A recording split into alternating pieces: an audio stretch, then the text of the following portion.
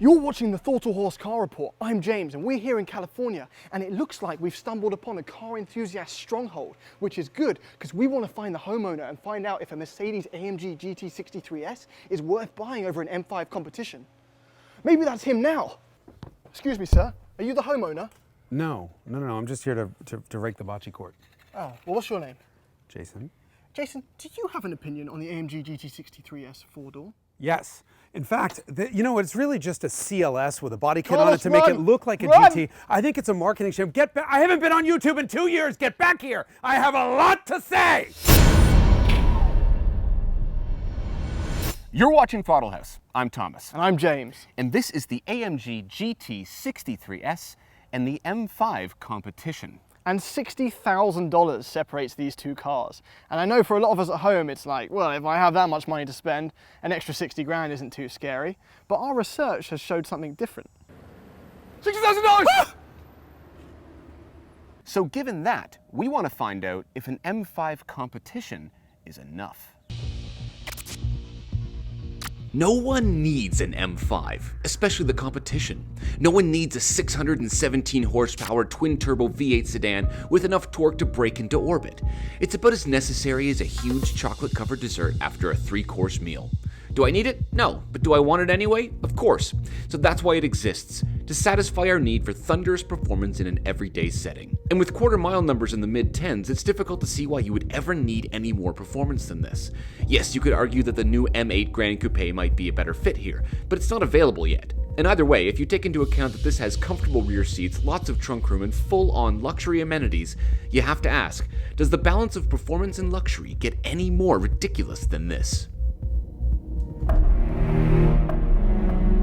Mercedes thinks yes.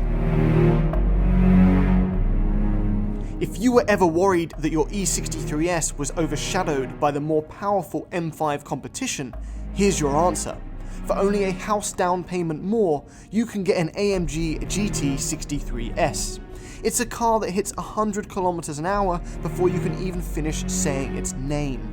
Watch. Mercedes-AMG GT63S 4MATIC Plus 4...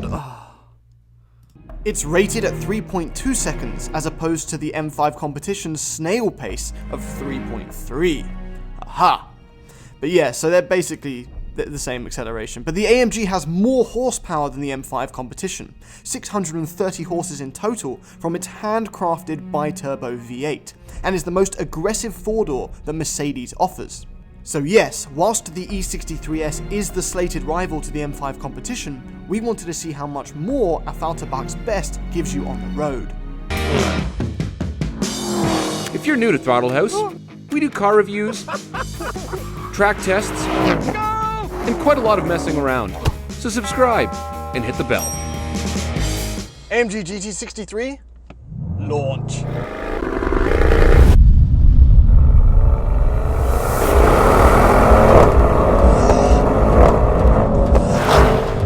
Some cars make you feel like you're you on a racetrack, some cars make you feel like you're Usain Bolt on a racetrack. This makes you feel like you're Usain Bolt running downhill away from an explosion. It's absurd!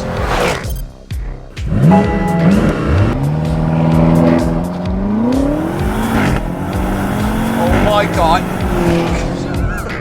Okay, the first thing you need to know about this car is that it is supercar fast. Supercar fast. That V8 just hauls, unbelievable. And I've got the exhaust in the loudest mode, so it pops and bangs and it just makes a racket on the outside. On the inside though, I don't really like the sound. It's quite synthetic. But as soon as you are pushed back into the seat, you kind of forget about everything else. It just becomes a G-force experience. All right, let's get down to it. This is a ridiculous four-door supercar coupe sports thing. I can't categorize it, and apparently neither can Mercedes. But it is an amalgamation of all the things that make AMG great right now. It's sharp, It's stiff. It drives like a sports car. This is not a faster S-Class. Don't think that for a second. Everything about this car is theatre and fanfare. There's even an emotional start, which doesn't just involve me crying and turning the key. You hold down the left paddle shift and it starts with higher revs. Again, not something you need, but something you want and deserve for the price tag. This has a torque converter automatic. It's not a DCT like that AMG. I still get unbelievable gear changes. And most importantly, when I put everything in comfort mode, really smooth transitions between the gears. This car becomes very, very civilized. It's actually lovely to live with. It's quiet, the ride is smooth, everything is easy. The 9-speed transmission in comfort tries to be as economical as it can be. In fact, if you pull away from the light, even at about 60 kilometers an hour, so like 40-ish miles an hour, you'll find yourself in 7th gear. However, despite its attempt to be economical, I've been doing 20 liters per 100 kilometers. So yes, it's crazy fast and it handles unbelievably well. The steering is like nothing I would have expected from something of this size. It makes it feel like such a small vehicle. This has the rear wheel steering, so it turns the opposite way to the front wheels at low speeds and the same way at higher speeds. It makes the car feel small, which is a weird compliment and we use it a lot. But the ability to make these cars feel small is key to making it feel sporty. And when it turns, I have the active bolstering like we experienced in the CLS, which allows me to stay in my seat better. It's coming in even now, even if I hit a pothole. And that's something that M5 does not have. So you may already know that this isn't based on the AMG GT platform, but rather the E-Class platform. And with the E63S, we got the 4MATIC Plus all-wheel drive system, which this car also has, and that allows it to have variable torque distribution. More importantly, it means that this car can become rear-wheel drive only in something called drift mode. Unfortunately, we won't be able to do that today because we're on public roads. I'm sure James is telling you how his car can become only rear-wheel drive. Well, this one can too, and I've actually drifted one of these. This thing is unbelievably competent, especially on a back road like this. It's lively, it is. It's just so impressive. It almost feels magic because it just does everything so well. It turns in and it steers and it handles like a small sports car. It's crazy. BMW has not cut any corners with this car. The engine mounts are stiffer. The front suspension is a double wishbone. The rear is a 5-link setup. The sway bars, the springs, the dampers are all stiffer, all to give the car a linear feel at the limit. And of course, it has an entire gamut of assistance technology, including DSC, ABS, ASC, MDM, CBC, and of course, JAM, ES, IS, DUMB. But the thing about all those systems is that they almost feel like they're doing a lot of the work for you. It's a little bit muted. It doesn't quite feel as raw as I want it to. The steering, for example, is very, very numb. I'm not getting any feel of that contact patch up front at all. And honestly, the sound is too synthetic. But it's not all good. In fact, the ride, even in comfort mode around the city, has been very harsh. And not harsh to the point where it's a deal breaker, but for whatever reason, the way it impacts the road and hits the undulations, it like reverberates through my head and my ears, and I found myself getting a headache driving this. Out on these lovely back roads, I'm not having that issue. This is just such an impressive machine, but it's almost too impressive. It's missing a little bit of the fanfare that I have a feeling that AMG has, so I can't wait to drive it. I do have a lot of love for that M5 Competition when I last drove it, so I'm looking forward to getting into the driver's seat again. First though, Thomas and I are going to talk about the styling. These cars are so fast. This is a It's nuts, monster, right? and it looks like one. It's got these aggressive lines. It's got this giant Panamericana front grille. Wait, you mean the Panamera grill? No, they call it Panamericana. It's the new design language for the AMG. Sounds like a coffee. Does it? Yeah. Don't hate on this. People with 2018 AMGs are switching theirs out for this. Okay, it looks good. Looks good. This is also a massive Mercedes. Yeah, that's the size of that. Dinner plate right there. This has the aerodynamics package, so we've got some aggressive stuff going on, including the giant spoiler at the back. Do we gloss over this completely fake vent grill thing here? What? Yeah, we do. What color paint is this? It says V8 bi-turbo 4MATIC Plus. It doesn't say anything on that. It just says M5. I don't need anything. Everyone already knows what an M5 is. This is paint that is special. It is how much? This is $2,500 paint. That's not bad. It's Designo Brilliant Blue Magno, which is like their version of matte. Okay. I think it looks stunning. And with these yellow brake calipers and Yep. hyper silver wheels, Those wheels are amazing. I've always loved that combo. So. This is a massive wing. I feel a little bit And inadequate obviously we have a sloping roof. with my little lip spoiler. Yeah, what is that? I don't want to talk about it. That's not a real spoiler. Okay, What's the anyway, downforce? this is the competition. So I get lots of extra stuff. I get black badging, I get these really cool wheels. I have a carbon fiber hood, by the way. Do you have a carbon fiber hood? No, I have sunroof. Okay, you're gonna have... Actually, I don't even need the competition to get a carbon fiber hood. Right, but look at you. Lower center of gravity. Vitamin D deficiency all over you. I I think this looks stunning. I honestly think it looks No, stunning. it looks fantastic, absolutely. It looks like an M5. This looks like it was meant to be exactly what it is. Yours, if I'm honest, well, it looks fantastic. Looks like it was, at one point, a long hood, two-door sports car. Oh wait, it was. That's a good thing. And what's this, what do they call this body style again? What it is in fact not? It's a coupe. Yeah, it's not a coupe. Yeah, it's very much an E63S and a CLS and an AMG GT thrown into a blender, and it's a goose. it's very different. Let's chat about the interior. Yeah, let's do it. All right.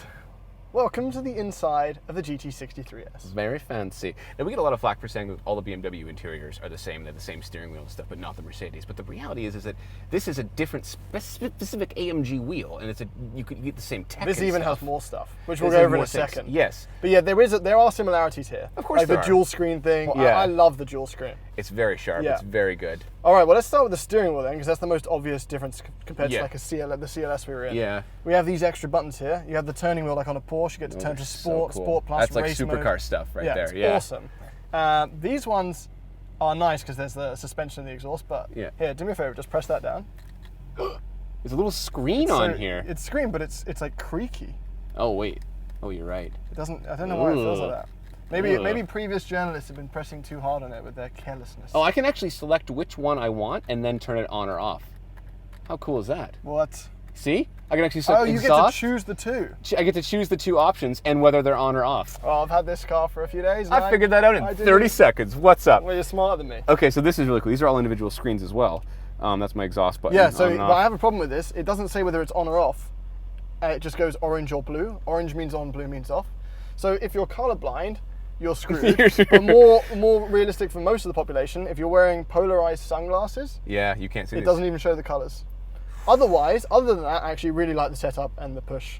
Yep, and the materials in here obviously are absolutely fantastic. This is, Yeah, well, you know what? We got some, There is some some. Mercedes creaking going That's on a here. $500 walnut open pore trim that's creaking. That right creaks there. like crazy. But That's maybe nuts. it's authentic, like a tree. Trees creak. They do indeed creak. Yeah, You're right. Yeah. And as always, on the steering wheel, we have these lovely thumb buttons You which can navigate control through all the screens, and yeah. they're very intuitive, in my opinion. Incredibly intuitive. And I don't like this. These creak as well. Why? Okay, M5 competition. Now, straight away, what? Nothing. Well, you know where I'm going with this? Well, you're probably going to say something about how it's got the older tech, and so you love it. And it, you know, it's got the old iDrive, so it's amazing. Yeah. Yeah. All of those things. All right, we're done. Yeah. No, yeah, the gauge cluster, I like this way better. I like that gauge Come cluster on, a like, lot. come on, it's way better. It is still digital. It is good, but it you looks can like a gauge cluster. You can see sitting in here the like some of the price difference. You can see the right? price This difference, is that's this is not as extravagant. No, it's definitely not. Like, and we got some piano black here, which is a little bit creaky and shows fingerprints. But otherwise, this is still very nice, right? It's fine. The seats are fantastic. It doesn't. It's Alcantara. There is a Got jump some though. leather stitching. There is absolutely a jump. Is there a $60,000 jump though? That is the actual question. Well, it's not just the of interior. the day. but yeah. This is the Harman Kardon sound system, by the way, which is actually quite good. Well, you can get this car with Bowers and Wilkins. Yes, which but the is Harman amazing. Kardon, as it is really good. Yeah. Well, last time we tested this car, I had like the brown interior with the matte silver on the outside. Yeah. That was a very cool combo. It was a very so cool even combo. though this seems Yeah. dark now, Yeah. we know you can get it in some cool stuff. Yeah, Obviously, it all has the glowing. Yeah, I and got the lighting. M1, the M2 button. I can preset on my steering wheel. Yeah. Stitches the same steering wheel that you get in every BMW now. So These cars love ambient lighting.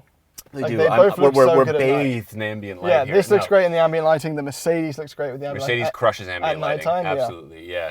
These seats are really cool too. I like them. Very well bolstered. Oh, Got the it's spot very for my comfortable. shoulders. But no active bolstering though. No, but do you really Do need you it? sleep at night? Do you really need it? That Yeah. sounds like something that's going to break in 5 years. That's what that sounds like. Do you want to drive this? Yes, please. Okay.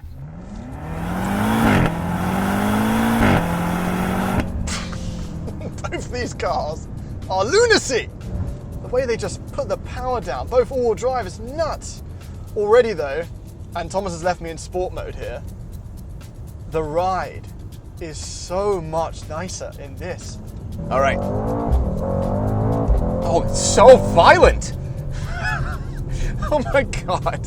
I love AMG engines.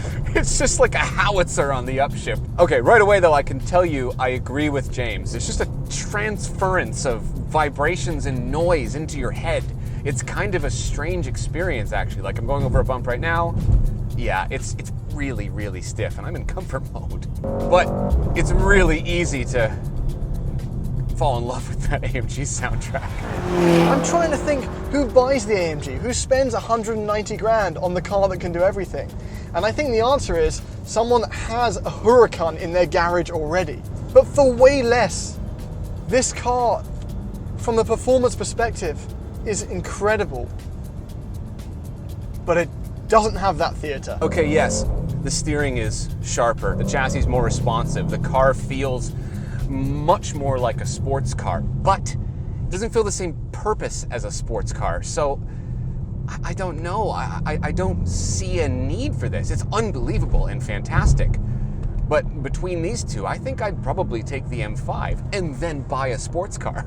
Every time you drive along the promenade in that Mercedes, you're making a statement. This doesn't do that, and I think it's in a really nice, inconspicuous way. No one knows, other than car people, what this thing can do. I wouldn't call it a sleeper, because it still looks pretty mean. But knowing you can hit 100 kilometers an hour in just over 3 seconds gives you some level of road superiority. So on Instagram, we asked everyone which car they'd rather have, and the M5 took it. If you want to be a showman and you want to entertain not only yourself, but every single person that you drive by, then this is definitely the car to have. But in terms of which one actually makes more sense, it's obviously the M5 Competition. That issue that I talked about in the Mercedes with the ride, to me, unfortunately, is a one-issue deal breaker. And for that reason, I would get this car and a Miata and a couple of vacations in Florida. Excuse me, sir. Are you the home? No, I'm just right. Is this a gentleman's sausage? Well, it was. Hold on. It's going to be. Well, It looks way too big. I'm Italian.